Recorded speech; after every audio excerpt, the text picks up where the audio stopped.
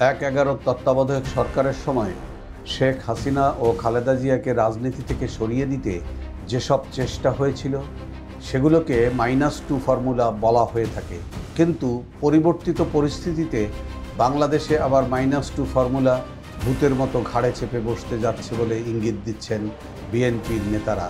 তবে এবার দুই নেত্রী নয়, বরং আওয়ামী লীগের পর বিএনপিকেও রাজনীতির মাঠ থেকে ছুড়ে ফেলার চেষ্টা হচ্ছে বলে অভিযোগ করেছেন বিএনপি নেতা মির্জা আব্বাস।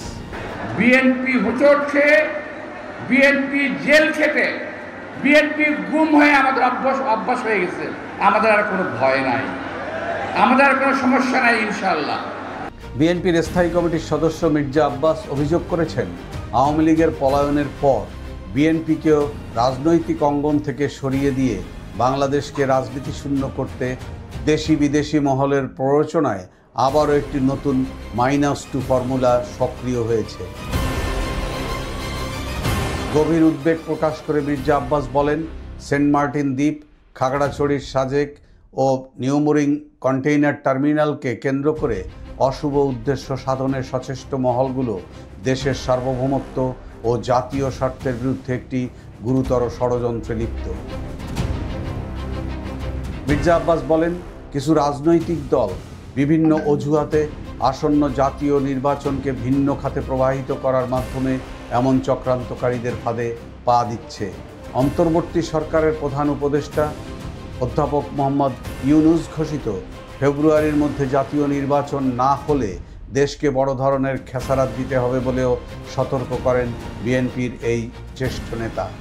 নতুন নতুন কথা বলে জনগণকে দয়া করে বিভ্রান্ত করবেন না।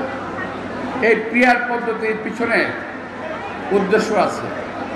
উদ্দেশ্য হলো কেউ বলবে করবো, কেউ বলবে করবে না। অর্থাৎ এক পর্যায়ে বলবে এই কারণে নির্বাচন হচ্ছে না, সুতরাং আরও কিছুদিন সময় বাড়ায় দিতে হবে। এই সমস্ত বান্দানি ফাইজানি ছাড়েন, এগুলো ছাড়েন। এই দেশের লোক যেই পদ্ধতিতে ভোট দিয়ে অভ্যস্ত সেই পদ্ধতিতেই ভোট হবে। এই দেশের লোককে ইভিএম পদ্ধতি খাওয়াতে চাইছিল হাসিনা, এই দেশের লোক গিলে নাই ইভিএম পদ্ধতি। সুতরাং আপনাদের পিআর পদ্ধতি কেউ গিলবে না, এটা আপনার মনে রাখবেন। মির্জা আব্বাস বলেন, বাংলাদেশের রাজনীতিতে এখন নতুন এক -2 ফর্মুলা চালু হয়েছে, যা ১/১১ সময়কার -2 ফর্মুলার মতোই। আগেকার সেটি এসেছিল সেনা সমর্থিত তত্ত্বাবধায়ক সরকারের মাধ্যমে, আর এবার দেশি বিদেশি ষড়যন্ত্রকারীরা ভিন্ন আকারে এই চেষ্টায় লিপ্ত রয়েছে। মির্জা আব্বাস বলেন, এসব অপচেষ্টার অংশ হিসেবে একটি গোষ্ঠী সমন্বিত সামাজিক যোগাযোগ মাধ্যমে প্রচারণা ও রাজনৈতিক প্রোপাগান্ডার মাধ্যমে বিএনপিকে খারাপ বা অবিশ্বস্ত রাজনৈতিক শক্তি হিসেবে উপস্থাপন করার চেষ্টা করছে। আপনারা বলছেন নির্বাচন করা যাবে না। আরে ভাই, নির্বাচন করা ছাড়া দেশ চালাবেন কিভাবে? আমি তো বুঝতে পারি না। নির্বাচন নিয়ে তো গরু বসি কেন আমি বুঝতে পারি না। আমি একটা জিনিস বুঝতে পারি, জাস্টিস ডিলেড, জাস্টিস ডিনাইড। অর্থাৎ বিচারক যদি দেরি করে বুঝতে হবে বিচারক রায় ভালো দেবে না। এটা হলো এটা বুঝতে পারি আমরা। তো আর দেরি করেন না। আমরা জানি দিন ঘোষণা দেবেন, তারিখ ঘোষণা দেবেন, এর পিছনে আপনাদের আবার কোন ষড়যন্ত্র তত্ত্ব লুকিয়ে আছে আল্লাহই বলতে পারবে। মির্জা আব্বাস অভিযোগ করেন, এখনও প্রশাসনের ভেতরে আওয়ামীপন্থী ব্যক্তি এবং রাজনৈতিক ও আদর্শিক গোষ্ঠীর এক অংশ বিএনপিকে দুর্বল করতে সক্রিয় রয়েছে। তারা মনে করছে আওয়ামী লীগের শীর্ষ নেতারা দেশের বাইরে থাকা অবস্থায় বিএনপিকে সরিয়ে দিতে পারলেই দেশের শাসন ক্ষমতা তাদের হাতে চলে যাবে। যারা বাংলাদেশকে অস্থিতিশীল রাখতে চায় তারাই নিজেদের স্বার্থে নতুন করে -2 ফর্মুলা বাস্তবায়নের চেষ্টা করছে।